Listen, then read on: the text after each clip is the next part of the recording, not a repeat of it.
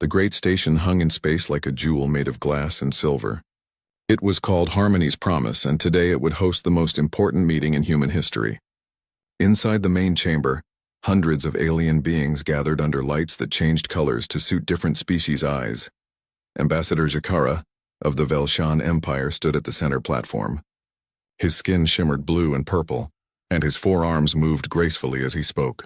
His voice filled the chamber through translation devices that every species wore. "Honored members of the Galactic Conclave," Jakara said, his tone smooth and confident. "We gather today to discuss the human question. For 50 years we have watched them. For 50 years they have remained in their small corner of space. I believe the time has come to offer them a place among us." Murmurs spread through the chamber. Some aliens nodded with their heads or equivalent body parts. Others remained still, watching and waiting. High Arbiter Quellon shifted on his platform. He was old, so old that no one remembered his exact age. His insect-like body was covered in chitinous armor that had turned silver with time. When he spoke, everyone listened. "The human matter is complex," Quellon said, his mandibles clicking. "We must remember what happened at Proxima Centauri." The chamber fell silent. Every being present knew that name. 50 years ago, humans had built their first colony beyond their home system. They had called it New Hope. 2,300,000 humans had lived there, farming and building and dreaming of spreading across the stars. Then the Velshan ships had arrived. They had fired without warning. Within 6 hours, every human was dead. The colony was dust and ash floating in space. Jakara's skin rippled with colors that his species used for showing emotion. "A regrettable incident," he said, "but necessary from our perspective at the time. We believed humans might become a threat. We were wrong, of course. They have shown restraint since then. They deserve credit for their patience." In the back of the chamber, Ambassador Elena Cortez stood with her small human delegation. She was a tall woman with gray hair pulled back tightly. Her face was weathered like stone that wind had carved for decades. She wore a simple black suit with no decorations except a small pin on her collar. The pin showed the symbol of Proxima Centauri colony. She had been there. 50 years ago, Elena Cortez had been a young mother, a teacher on New Hope Colony. She had been visiting Earth when the attack happened. Her daughter Maria had stayed behind. Maria had been 8 years old. Now Elena watched Jakara speak about that day as if it were nothing more than a broken dish, an unfortunate mistake easily forgiven. "The Conclave offers humanity a generous path forward," Jakara continued. "Accept what happened as a tragic miscalculation. Join us as a recognized civilization. We will share some technology, grant you limited expansion rights, and ensure your protection. All we ask is that you accept certain restrictions for a probationary period of 200 years. 200 years. 10 human generations." Elena felt something cold settle in her chest. Other voices joined the discussion. The Krell representative, a being that looked like floating crystals held together by magnetic fields, spoke in chiming tones. "Humans must understand the galaxy's realities. The strong survive, the weak perish. The Conclave offers them survival." A representative from the Thane Collective, Reptilian and Ancient, added, "Every species in this chamber has suffered losses. Every species has learned to move past grief for the greater good. Humans are not special." The debate continued for hours. Elena and her team stood silent, listening. They had been instructed not to speak unless directly addressed. "Let them talk," her orders had said. "Let them reveal everything they think about us." Finally, as the station's simulated day began to dim, Quellon raised one clawed hand. "We must hear from the humans themselves," he said. "Ambassador Cortez, approach." Elena walked forward. Her footsteps echoed in the sudden silence. When she reached the central platform, she looked up at the hundreds of alien faces watching her. Some were curious. Some were sympathetic. Some looked at her the way someone might look at an insect they were deciding whether to crush. "Ambassador Cortez," Quellon said, his ancient eyes studying her, "you have heard our offer. Humanity stands at a crossroads. Accept our terms and your species will survive and eventually thrive. Reject them, and humanity faces isolation in a dangerous galaxy. Perhaps extinction." Elena met his gaze without flinching. "High Arbiter, I request 48 hours to consult with Earth before providing our answer." Jakara laughed, a sound like water flowing over stones. "Surely this is not a difficult decision. What is there to discuss?" The future of my species, Elena said quietly. That seems worth at least 2 days of consideration. Quellon nodded slowly. Granted? You have 48 standard hours. Return to Earth, discuss with your leaders and bring us humanity's decision. Elena bowed slightly, a gesture of respect she did not feel. Thank you, High Arbiter. As she turned to leave, Jakara called out to her. Ambassador Cortez, I wonder if I might ask you something personal? She stopped and looked back at him. You were at Proxima Centauri, were you not? You lost family there? Yes, Elena said. And yet you stand here as Earth's voice for peace. That must require great strength. Great wisdom. Jakara's skin showed colors that his species used for admiration. You understand that the past must sometimes be buried for the future to flourish. Elena was quiet for a long moment. When she spoke, her voice was steady. I understand many things now that I did not understand 50 years ago, Ambassador Jakara. Good, he said, clearly pleased. Then I am confident humanity will make the right choice. Elena and her delegation left the chamber. They walked through corridors filled with alien species going about their business. Some glanced at the humans with curiosity, others ignored them completely. When they reached their ship, a small diplomatic vessel called the Olive Branch, Elena's second-in-command finally spoke. They think we have no choice, he said. Yes, Elena replied. They think we will accept anything to survive. Yes. They think we are weak. Elena looked out the viewport at the stars beyond. Somewhere out there, in the direction of Proxima Centauri, was a cloud of debris that had once been her daughter, her friends, her life. They think many things, she said softly. In 48 hours they will learn how wrong they are. The Olive Branch detached from Harmony's promise and jumped into quantum space, carrying humanity's representatives home. Behind them, in the great chamber, alien dignitaries congratulated themselves on their mercy and wisdom.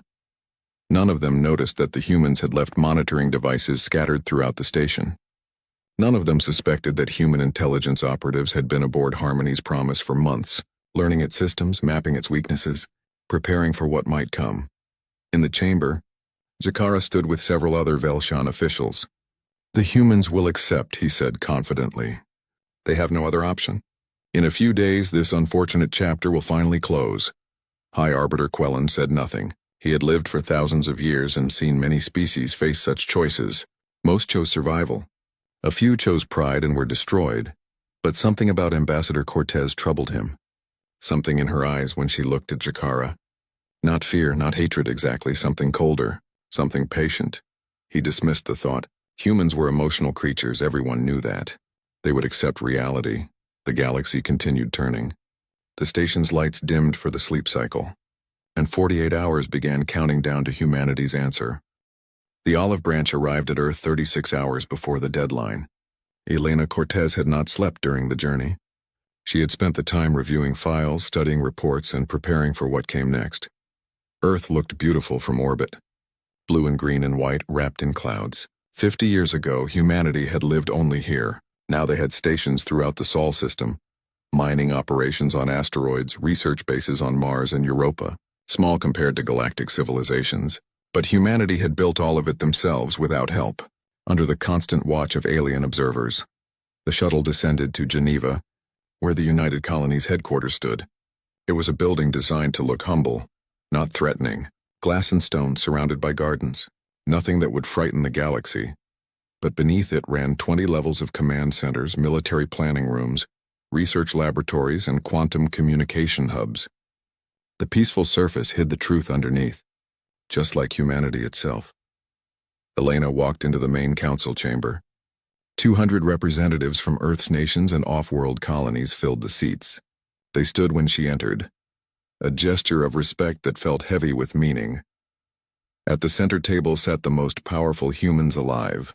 Chancellor David Osei of the United Colonies, Admiral Marcus Chen, head of all human military forces, Director Sarah Okonkwo of Human Intelligence, Dr. James Winters, Chief Scientist of the Advanced Research Division, and others, each representing a crucial part of humanity's infrastructure.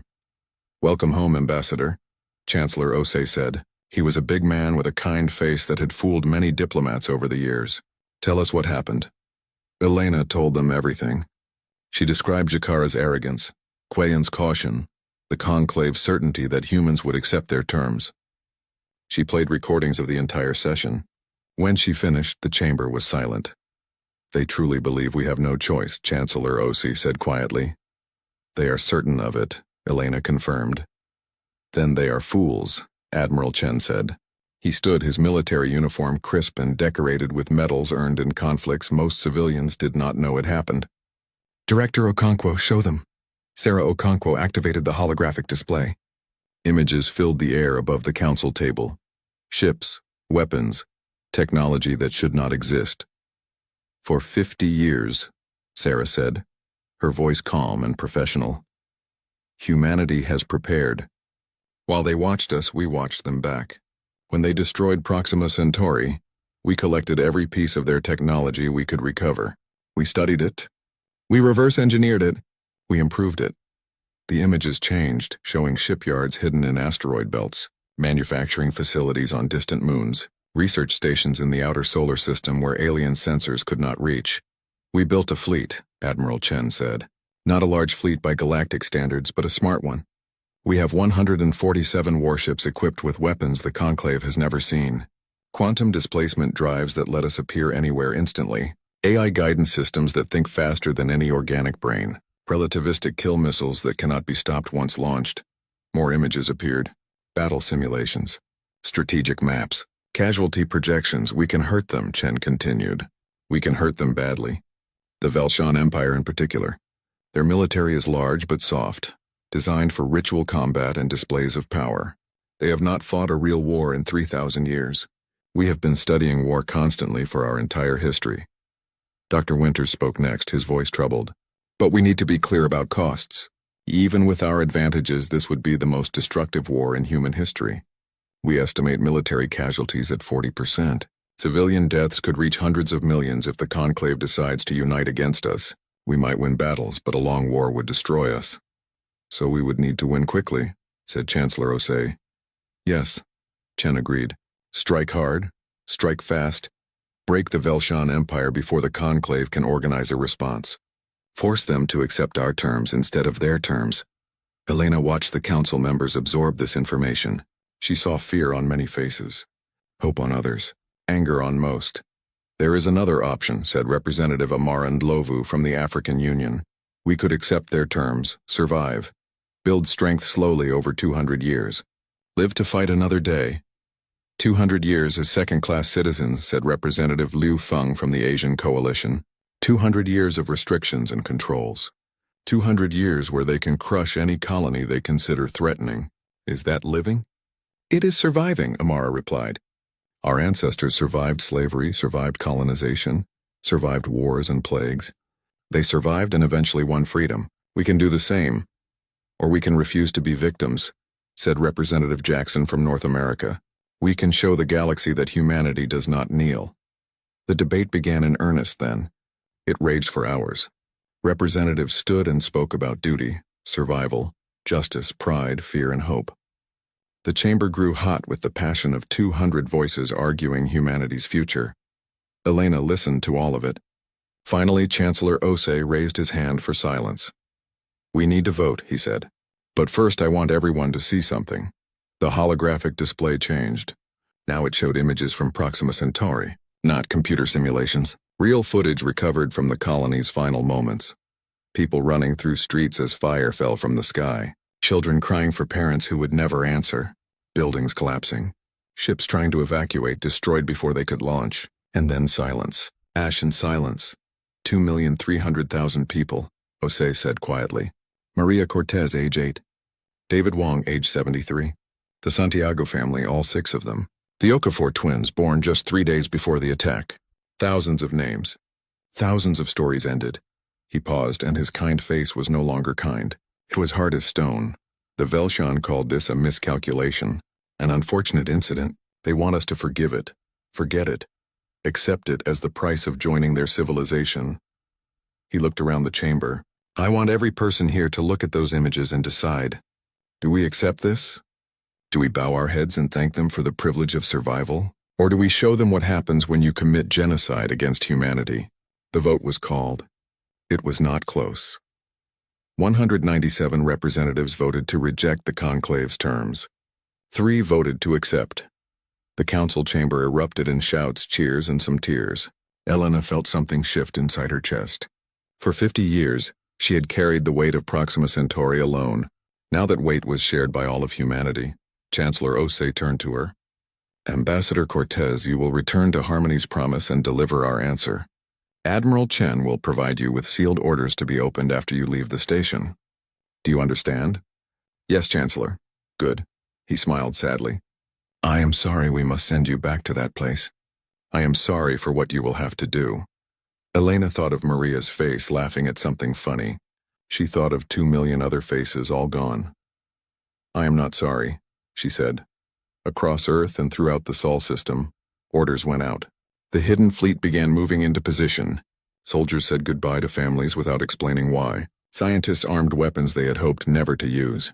And in hundreds of memorial sites, humans stood before walls covered with names from Proxima Centauri.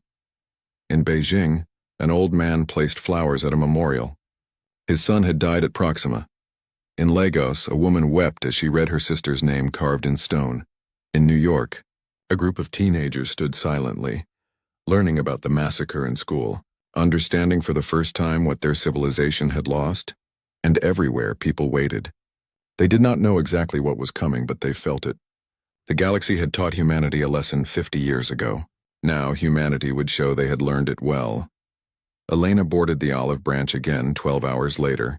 She carried humanity's answer in a sealed document, coded so only she could open it. Her crew was quiet during the journey back to Harmony's promise. They all knew this trip would be different from the last. As the station appeared ahead of them, growing larger in the viewport, Elena opened the sealed orders Admiral Chen had given her. She read them carefully. Then she read them again.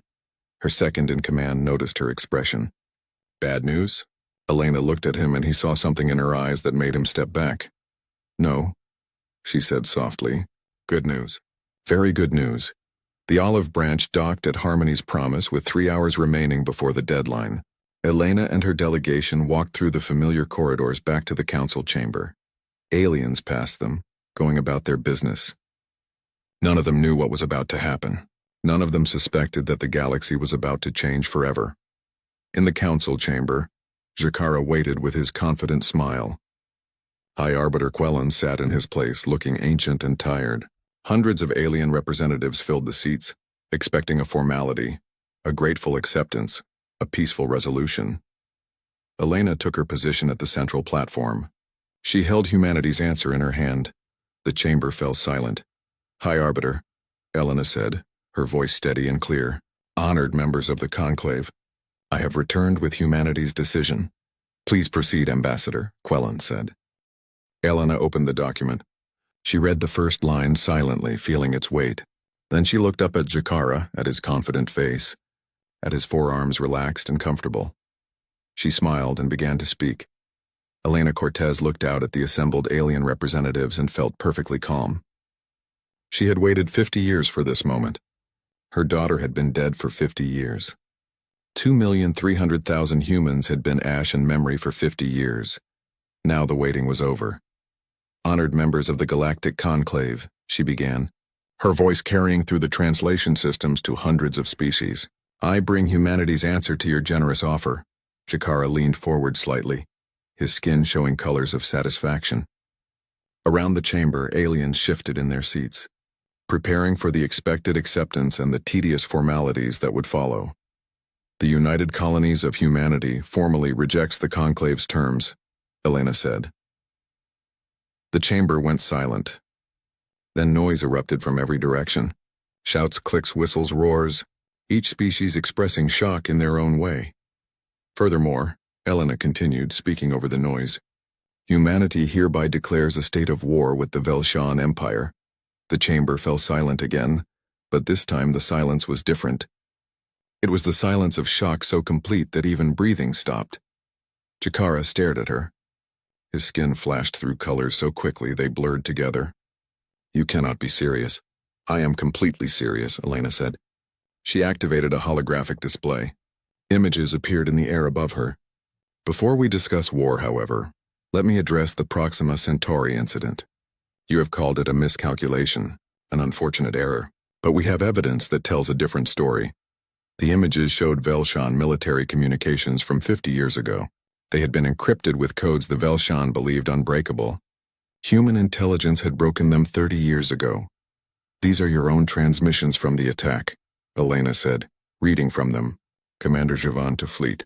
Target all population centers first. We want no survivors to spread news of human resistance. Admiral Crest to command. Strike shows strength. Other young species will learn from human extinction. She looked directly at Jakara. This was not a miscalculation. This was a deliberate genocide intended as a warning to the entire galaxy. You wanted to kill every human at Proxima Centauri. You succeeded, congratulations. Jakara's skin had gone pale. These communications are fabricated. Lies. They are authenticated by 3 independent species cryptography experts, Elena said calmly. All the evidence has been submitted to the Conclave's own records. Anyone can verify it. High Arbiter Quellen's mandibles clicked rapidly, a sign of distress. Ambassador Cortez, even if this evidence is accurate, war is not the answer. The Velshan Empire has a fleet of over 10,000 warships. Humanity has, at most estimates, perhaps 100. This is suicide, perhaps, Elena agreed. But we have decided that some things are worth dying for. Justice is one of them. Justice? Jakara's voice was incredulous. He stood, his forearms spread wide. You speak of justice? You primitive, short-lived creatures? We Velshan have ruled our space for 40,000 years. We have fought and won 1,000 wars. You have existed as a unified species for barely 3 centuries. What can you possibly do to us? Elena smiled. It was not a pleasant smile. Let me show you. She pressed a control on her datapad. Throughout the chamber, hidden devices activated. The humans had planted them over months of careful infiltration. Now they broadcast a signal that overrode the station's communication systems. Every screen in the chamber showed the same images. Velshan space, 17 different locations, 17 military installations, and 17 human fleets dropping out of quantum displacement directly on top of them. The attacks were happening in real time. The aliens in the chamber watched as human ships appeared from nowhere, moving in perfect coordination. Weapons fired, not primitive explosives or energy beams, something different. Missiles that seemed to warp space around them, making them impossible to track. Energy weapons that didn't just destroy but erased, leaving no debris behind. Swarms of small attack craft guided by artificial intelligence that thought and reacted faster than any organic crew. The first Velshan installation died in 4 minutes. The second took 6 minutes. Others fell just as quickly. No, Shikara whispered, watching his empire burn. No, this is impossible. We learned from you, Elena said, still speaking calmly while chaos erupted around her. When you destroyed Proxima Centauri, we recovered pieces of your ships. We studied them.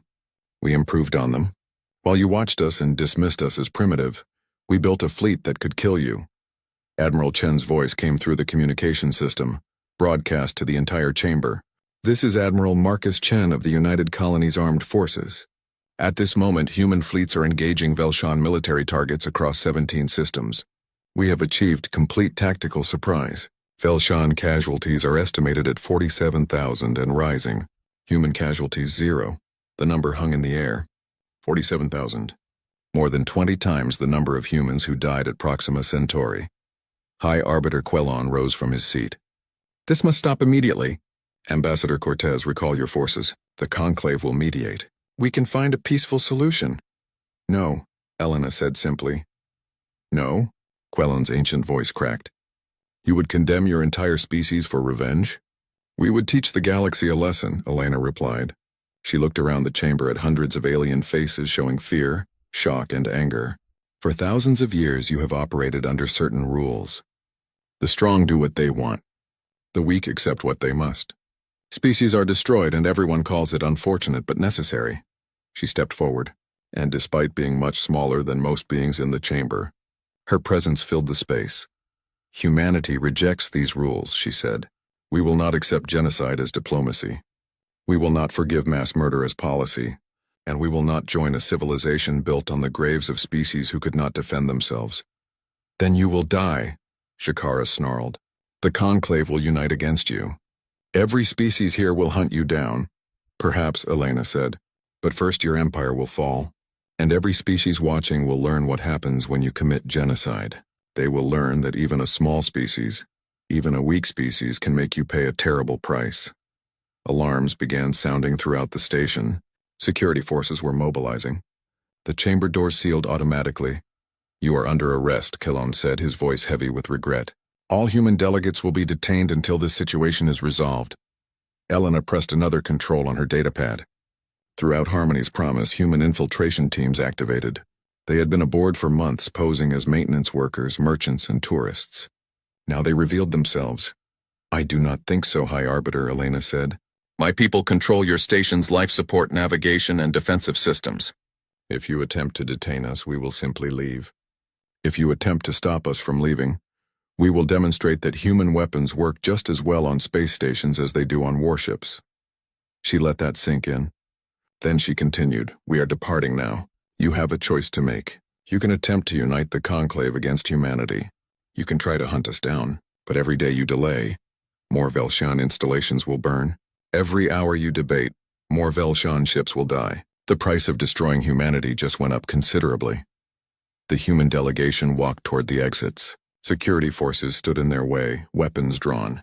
Elena did not slow down. "Move," she said quietly. The security forces looked at their commanders. The commanders looked at High Arbiter Quelon. Quelon looked at the screen showing Velshan bases exploding. "Let them pass," he said wearily. Elena and her team walked through corridors filled with stunned aliens. Some looked angry. Some looked frightened. Some looked at the humans with something that might have been respect. They reached the olive branch and boarded. As the ship detached from the station, Elena looked back at Harmony's promise one last time. "Do you think they will come after us?" her second-in-command asked. "Eventually," Elena said, "but not immediately. They need time to process what just happened, time to argue and debate, time to realize their comfortable galaxy just changed forever."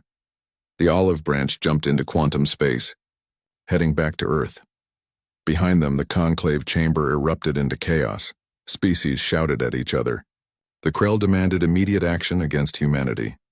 The Thane Collective urged caution. Smaller species whispered among themselves, wondering if perhaps the humans had the right idea. Jakara stood alone, watching the screens show his empire's installations burning. His skin had gone completely gray, the Velshan color of shock. "How did we not see this coming?" he whispered. High Arbiter Quelon approached him. The ancient arbiter looked tired, older than he had in centuries. "Because we did not want to see," Quelon said quietly. "We looked at humans and saw primitives. We saw a species we could control, use, dismiss. We never considered that they might look back at us and see enemies to defeat." "What do we do now?" Jakara asked. Quelon watched the human ship disappear from sensors. "Now we learn a lesson that we should have learned long ago. Never underestimate a species that has nothing left to lose." Across the galaxy, news says. 3 months into the war, the galaxy was learning to fear humanity. Admiral Marcus Chen stood on the bridge of the warship Retribution, watching the tactical display. Before him, the Keswick expanse stretched across 3 star systems. It was Velshan territory, wealthy and well-defended, or it had been. "Status report," Chen said calmly. "Velshan tertiary fleet is attempting to regroup at Keswick Prime," his tactical officer reported. 217 ships remaining from their original 400. "They are using the planet's civilian population as a shield." Chen studied the display. Keswick Prime held 30 million Velshan civilians. The fleet was positioning itself in orbit, knowing humans would hesitate to fire on a populated world. They were wrong. "Begin evacuation protocol," Chen ordered. His officers looked at him in surprise. "Sir?" "The Velshan use civilians as shields because they assume we are like them. They assume we will either fire anyway and become monsters or hesitate and be destroyed. Show them they are wrong." He smiled slightly. "Show them we have a third option." Across the fleet, human ships moved into position. But instead of attacking, they broadcast a message on all Velshan frequencies. Chen's face appeared on every screen on Keswick Prime. "People of Keswick Prime," he said in perfect Velshan. "My name is Admiral Marcus Chen. In 30 minutes we will destroy the Velshan fleet in orbit above your world. You have 30 minutes to evacuate to the southern hemisphere. Any civilian remaining in the northern hemisphere after that time will be in the combat zone." Chaos erupted on the planet. 30 million people trying to move in 30 minutes seemed impossible, but humans had learned to be efficient at this. They had practice. Deploy the assistance packages, Chen ordered. Human ships descended through the atmosphere not to attack but to help. They broadcast evacuation routes. They disabled the Velshan fleet's communication systems so military commanders could not countermand the evacuation. Some human ships even landed to pick up the slowest civilians, the elderly and young, carrying them to safety. The Velshan military watched in confusion, then horror as their shield evaporated. Civilians fled south as fast as they could move. And the human fleet waited, patient as death.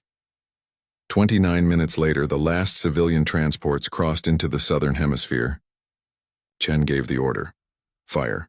The Velshan tertiary fleet died in 8 minutes. The humans used precision weapons that destroyed military targets while leaving the planet below untouched. When it was over, 217 warships were debris and not one civilian had died.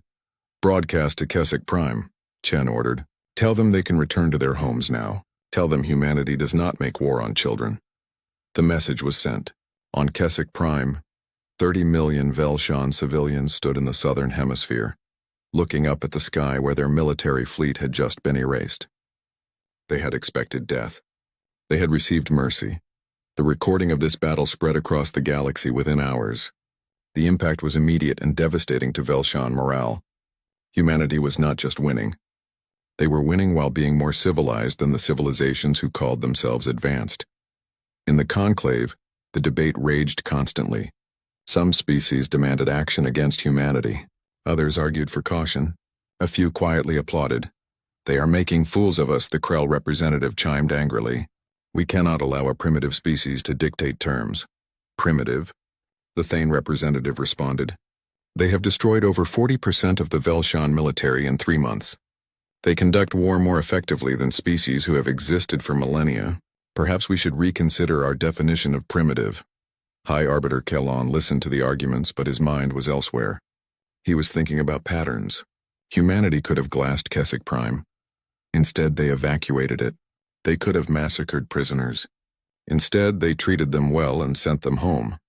They could have terrorized civilian populations. Instead, they went out of their way to protect them.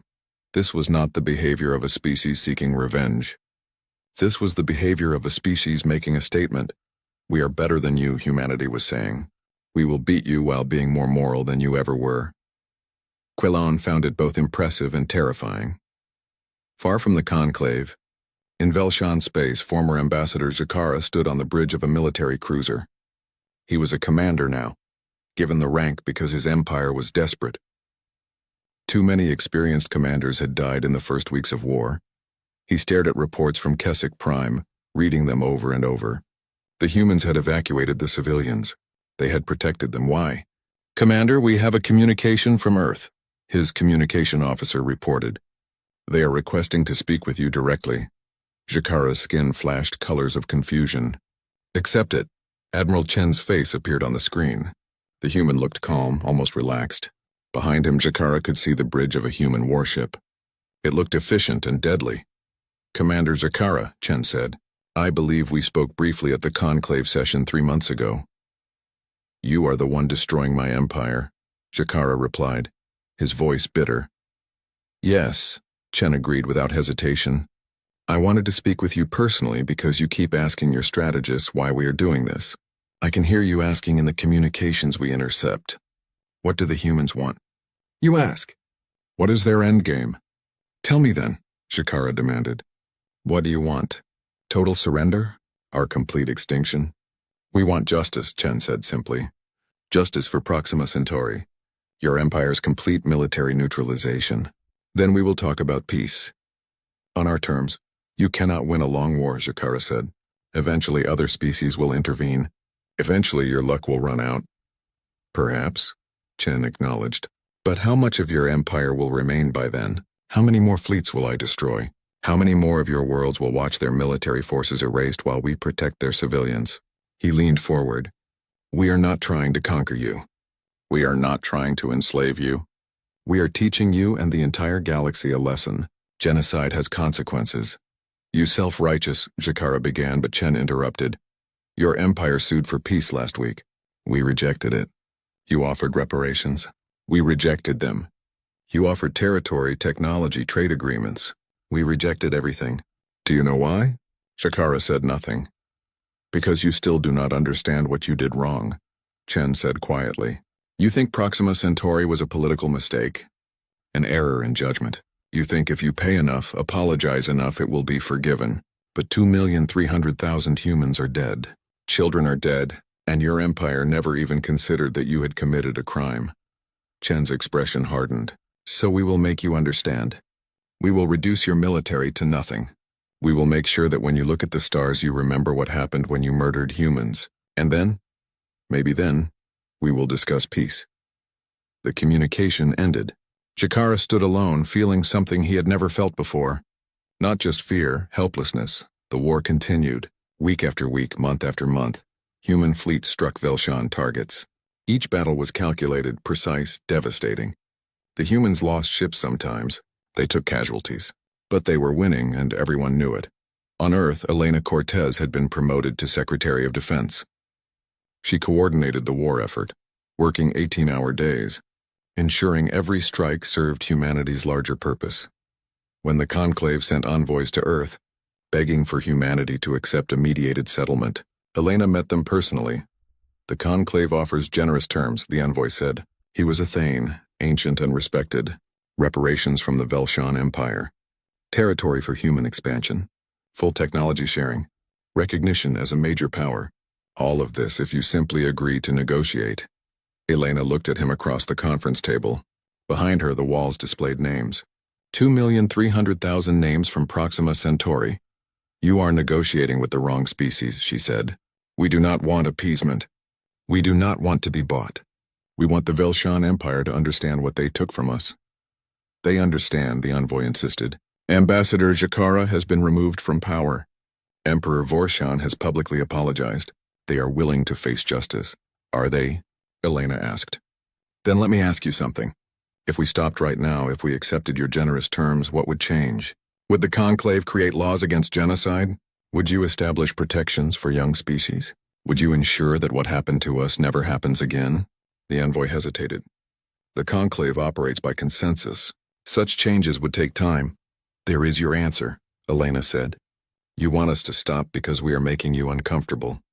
Not because you think we are wrong. You want the old order back, where the strong do what they want and the weak accept it.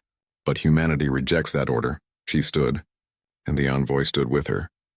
When the Velshan Empire is neutralized, Elena said, when they can never threaten another species again, then we will talk about peace.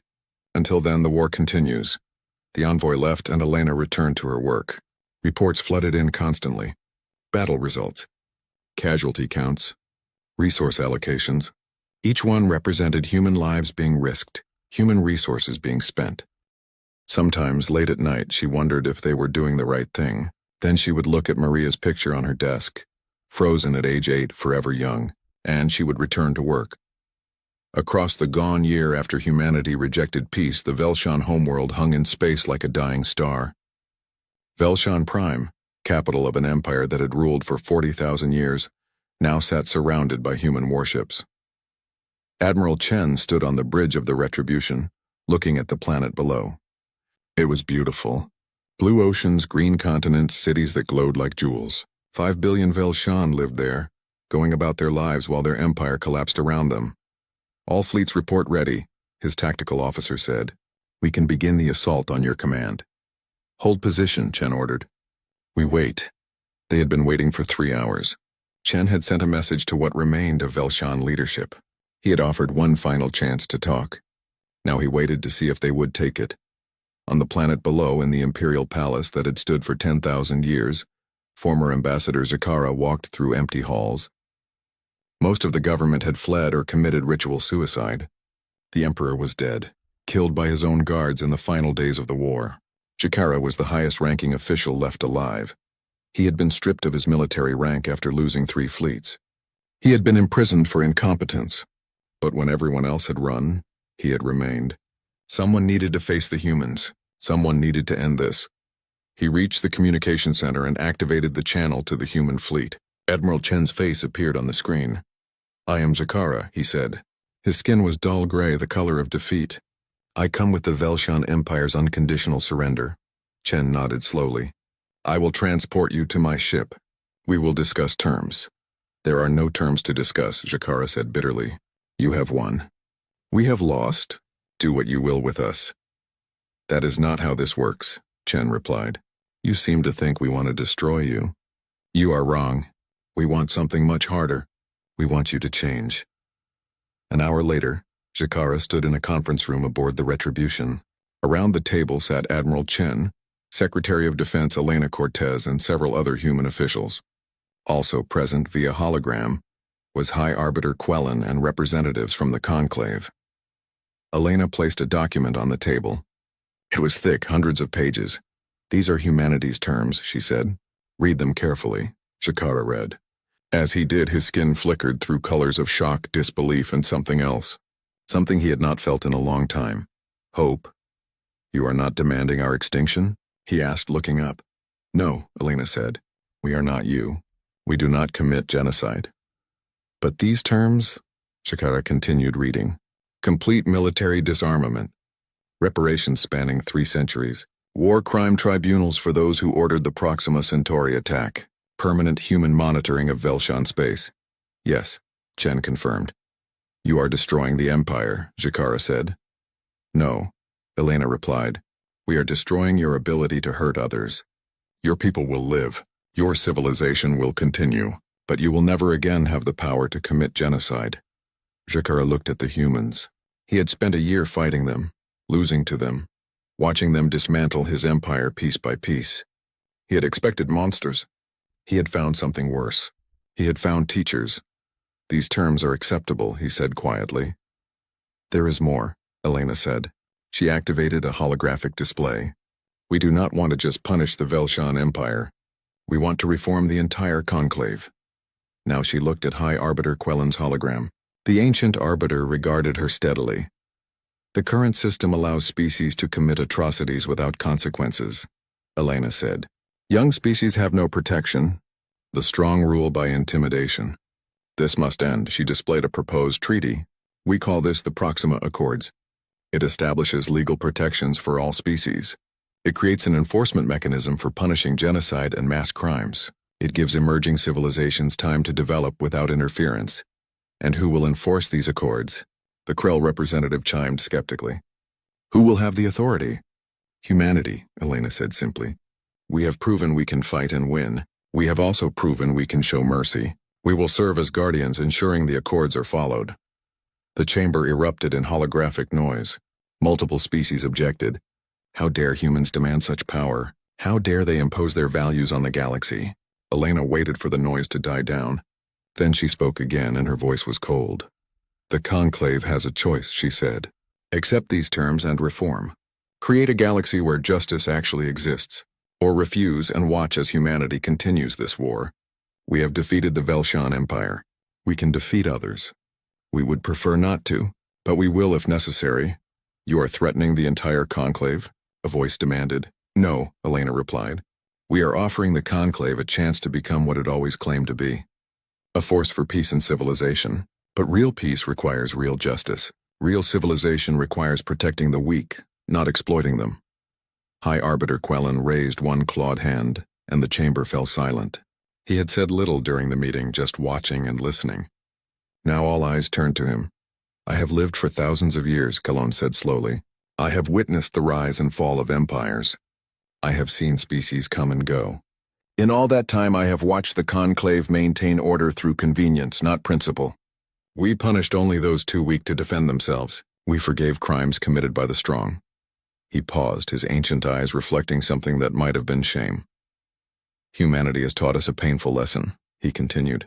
They showed us that victims can become powerful, that the weak can become strong, and most importantly, that those who suffer injustice never truly forget, even if we convince ourselves they should. Quellen looked directly at Elena.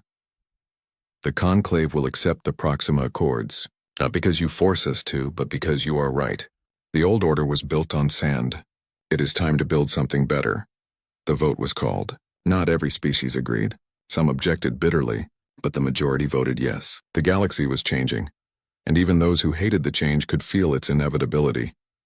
Jakara signed the surrender documents. His hand shook as he did so, but he signed.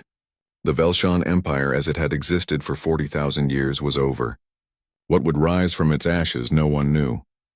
As the meeting ended and delegates prepared to leave, Jakara approached Elena privately. "I need to know something," he said. "Did you plan this from the beginning? The war, the mercy, the reform of the conclave. Was it all calculated?" Elena looked at him for a long moment. "We planned to survive," she said. "We planned to make you pay for what you did. We planned to ensure it never happened again. Everything else," she shrugged. "We adapted as we went." "You are a terrifying species," Jakara said quietly. "You made us this way," Elena replied. "Remember that." 6 months later, Elena stood at the memorial site for Proxima Centauri. It had been expanded, made into something beautiful. A park floating in space at the exact coordinates where the colony had been. 2,300,000 names carved in crystal that caught the light of the local star. Dignitaries from across the galaxy had come for the dedication ceremony. Human leaders, alien ambassadors, even some Velshan who came to pay respects. The war was over. Peace had returned, but it was a different peace than before. Chancellor Osei gave a speech. High Arbiter Quellon spoke about lessons learned. Others offered words of healing and hope. When it was Elena's turn to speak, she walked to the platform and looked out at the gathered crowd. She saw humans who had fought in the war, aliens who had opposed them, Velshan who had surrendered. 51 years ago, Elena said, 2,300,000 humans died here.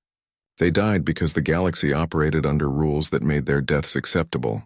They died because the strong believed they could kill the weak without consequence. She paused, looking at the names shining in the starlight. We could not bring them back, she continued, but we could ensure their deaths meant something. We could make the galaxy understand that genocide carries a price, not just a political price or an economic price, but a real price paid in blood and fire. We chose vengeance over peace, Elena said. We chose war over survival.